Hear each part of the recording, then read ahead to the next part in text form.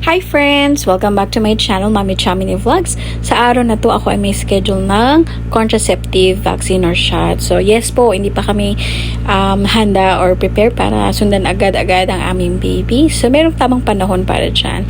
So ayan, dito ako matatagpuan na aking opigay sa hypermarket sa The Medical City. So ayan na nga, kami pa ay mag-holding hands ang aking jowa. At yan ang tamang paglagay ng face mask na sa braso. So pagdating namin doon, sinabi sa loob na hindi na daw pwede mag-video. So, hindi ko na na-videohan kung paano ko i-vaccine dyan. But kayo sa mga ibang vlogger, kayang-kaya at pwedeng-pwede sila mag-video. After ko doon sa aking obigay at ito na nga, natuloy na nga aming lakad dito sa Aloha. Ito ay located dito sa Pag-asa. Kung ikaw ay taga Signal Village, Taguig City, taga Barangay North, South, at Central, familiar ka dito sa lugar ng Pag-asa, malapit lamang sila sa 7-Eleven. So, si Madam Donna, siya po ang maliliver for today's video.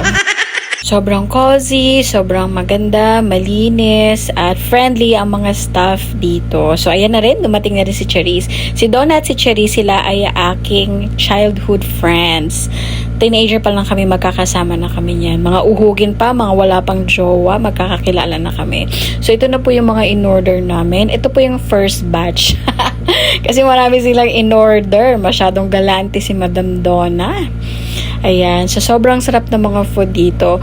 Pwedeng-pwede kayong pumasyal ng family or friends nyo dito. Ayan na rin si Madam. Dumating na nga rin siya. At meron pang second batch na order. Ayan. Sobrang sarap.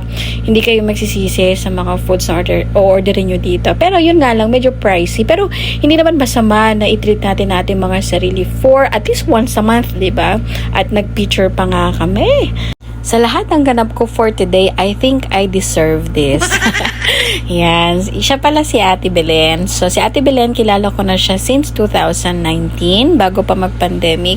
So, nakilala ko siya kasi sabi dito, may nakita akong paskil or poster na home service massage. Noong una, hindi niya pa ako pinuntahan kasi baka akala niya scam daw ako. Pero eventually, natuloy din po yung pagmamassage niya sa akin. So, ever since hanggang ngayon, siya po ang aming home service at on-call na massage. Sobrang bait po nito. At syempre, love namin yan. Paminsan-minsan din talagang kinakailangan natin to sa ating mga buhay. Especially tayo mga nanay, may mga ginagawa, may inaasikaso tayo.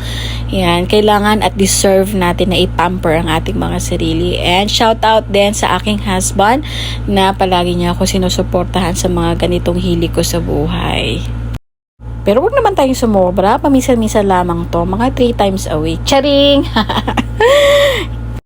Salamat po sa pagsama sa akin for the whole day. Thank you very much for watching. See you next time. Bye!